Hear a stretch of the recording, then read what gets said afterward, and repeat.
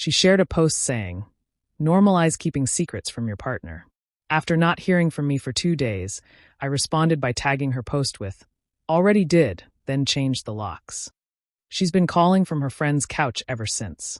My ex-girlfriend is now learning what it means to have secrets when someone else starts keeping them. 2 days ago, she was posting about how good it is to hide things from your partner. Today, she's finding out what happens when your partner hides the fact that you no longer live together. Let me go back to Wednesday when this whole situation began. I'm a 29-year-old man, work as a mechanic, own my own shop, and make about $80,000 a year. I've been dating Chloe, who is 25, for around 11 months. She works as a dental hygienist, has a decent job, a steady income, and is generally responsible. We've been living together in my apartment for about 3 months. She had been staying over most nights since then, but kept her own place as a backup. Our relationship was progressing normally, sharing some expenses like groceries and outings, and making plans together. No major issues until this week. On Tuesday night, Chloe told me she was going out with her girlfriends after work on Wednesday. Sounds fun. Where are you going? Just dinner and drinks downtown. Girls' night, you know how it is. What time should I expect you back? Probably around 10 or 11. Nothing too crazy since it's a weeknight. Wednesday evening came and went. No text at 10 o'clock. No call at 11 o'clock. Midnight passed in complete silence. I texted around 12:30 a.m. "Hey, just checking if you're okay." Running later than expected. No response. Thursday morning, I woke up to nothing. No text, no missed call, no explanation. Chloe had completely vanished. I called her around 8 a.m., and it went straight to voicemail. Tried again at lunchtime, voicemail again. Sent a text. "Chloe, this is strange. Can you please just let me know you're safe?" Still no reply. By Thursday evening, I was genuinely worried. This wasn't like her at all. We'd never gone more than a few hours without some kind of contact. I called her workplace around 4 p.m. to see if she showed up.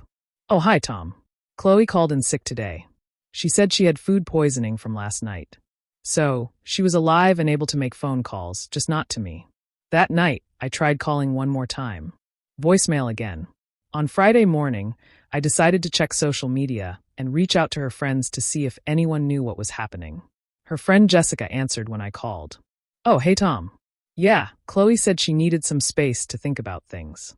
She's okay, just dealing with some personal matters." Personal matters that required complete silence? She said she'd call you when she's ready to talk.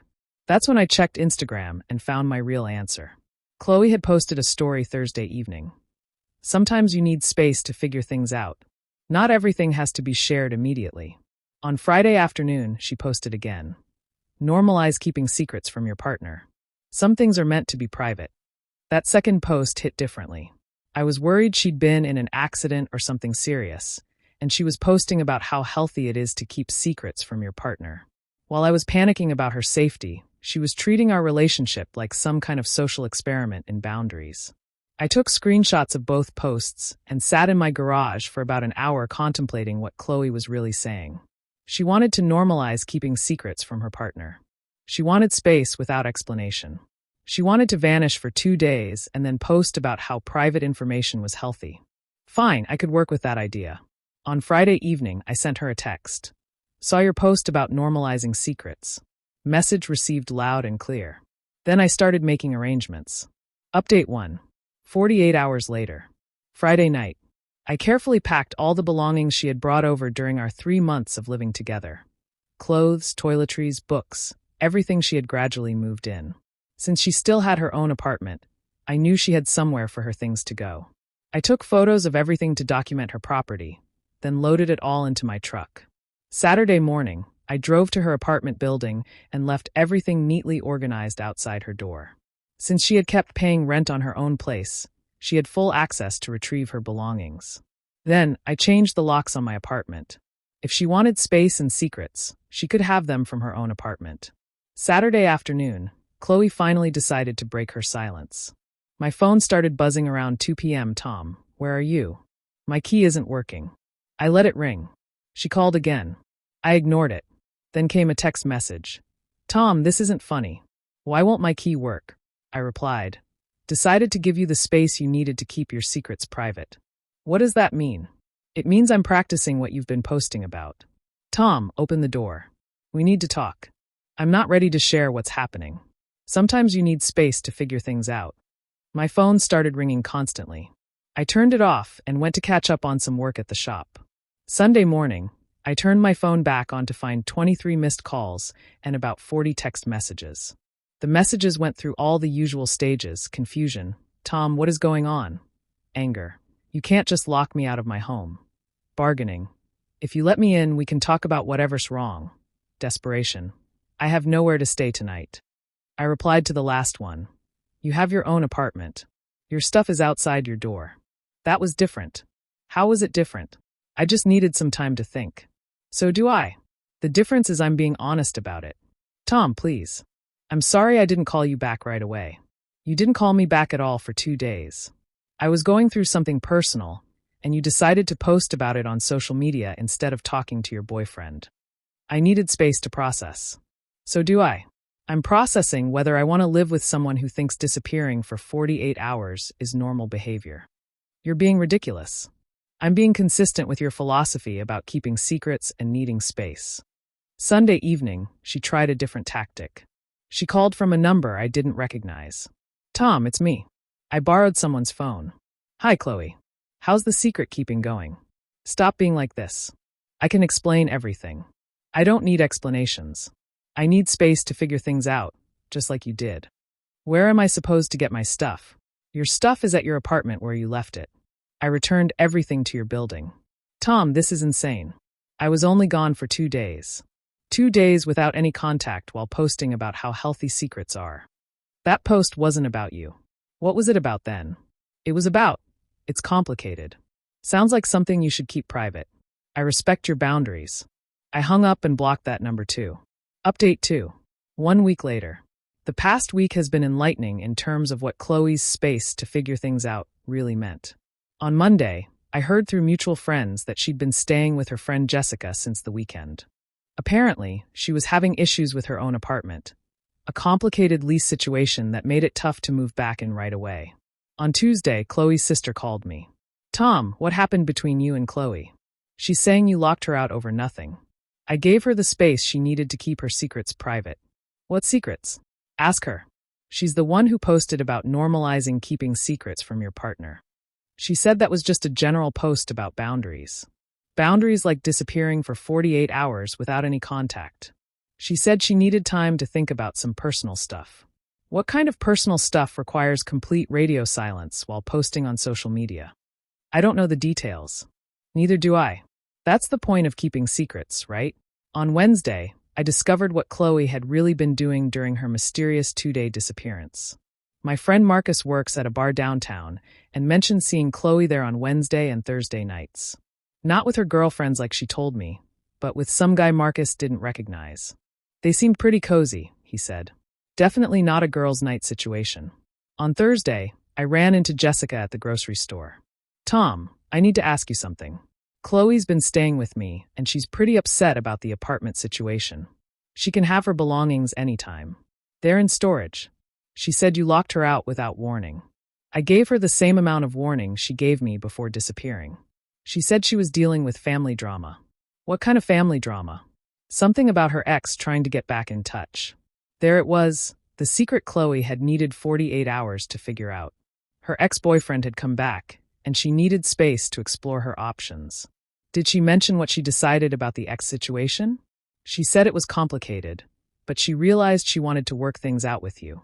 Interesting timing on that realization. What do you mean? I mean, she figured out what she wanted right around the time her keys stopped working. On Friday, Chloe finally got desperate enough to call me during my lunch break. Tom, please. We need to talk about this situation. I'm at work. This isn't the place. Then when? You won't answer my calls. You won't let me in the apartment. I'm still processing your philosophy about keeping secrets and needing space. I told you that wasn't about us. So, disappearing for 2 days to hang out with your ex wasn't about us? Her face went pale. How did you know about that?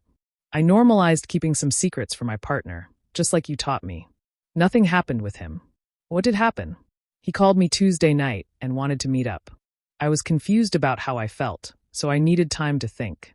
Time to think while lying to me about girls' night? I didn't want to hurt you by mentioning he'd contacted me. So, you decided to hurt me by disappearing instead? I thought I could figure it out without dragging you into the drama by posting about how healthy it is to keep secrets from your partner. I was trying to convince myself that some things should stay private. How did that work out? I realized I made a mistake. I want to be with you, not him. What made you realize that? Spending time with him reminded me why we broke up in the first place. So, you needed to test drive your ex to remember why you preferred me? It wasn't like that. What was it like? I was confused and handled it badly. You were exploring your options while keeping me in the dark about it. Tom, please. I'll never do anything like this again. You're right. You won't. Final update. 3 weeks later. Life has been much clearer since ending things with Chloe. Turns out, not worrying if your girlfriend is secretly seeing her ex-boyfriend significantly reduces stress. Chloe's housing situation unfolded as expected. Jessica grew tired of the indefinite couch surfing after about 10 days. Her own apartment situation was more complicated than she initially let on. Apparently, she was planning to give it up and move in with me officially, but she was stuck with lease issues. Her complicated situation with her ex resolved itself too. It turned out he wasn't interested in a serious relationship. He just wanted to see if she was available for casual hanging out. Once he realized she needed actual support and housing help, he disappeared again. Most of her friend group gradually grew tired of the drama. Jessica especially seemed relieved when Chloe moved out and stopped processing her relationship decisions out loud. Chloe tried reaching out through mutual friends several times. It was always the same story. She'd made a mistake, learned her lesson, and was ready to be completely honest now. Too little, too late. I started dating someone new recently. Maria works as a teacher, has her own place, and believes in concepts like communication and not disappearing when faced with decisions. When I told her about the Chloe situation, her response was perfect. Anyone who thinks secrets make relationships healthier probably isn't ready for relationships. The so-called revenge wasn't elaborate or dramatic. It was simply giving Chloe exactly what she had posted about wanting: normalized secrets and space to figure things out. She wanted to vanish for 48 hours without explanation while posting about healthy boundaries. I gave her all the space she could handle by making her disappearance permanent. Chloe thought she could test her options with her ex while keeping me as her backup plan. She assumed I'd be waiting around while she figured out which relationship offered her more. Instead, she learned that those who keep secrets shouldn't be surprised when secrets are kept from them. The Instagram post said it all. Normalize keeping secrets from your partner. My comment was honest. Already did. She got exactly what she posted about wanting: a relationship where secrets were normalized and partners gave each other space to figure things out. A perfect lesson in being careful about what you normalize. She wanted secrets to be healthy in relationships. She ended up with the healthiest secret of all. She was no longer in one. The lock change was just a physical representation of what she had already done to our relationship by choosing to explore other options while lying about it. Sometimes the best response to someone normalizing bad behavior is to normalize better boundaries. Chloe learned that disappearing to test other relationships has consequences, especially when you broadcast your philosophy about secrecy on social media. The couch she's been calling from is probably more comfortable than the bed she gave up to spend 2 days figuring out that her ex wasn't worth it. But that's what happens when you normalize keeping secrets from those who provide your stability.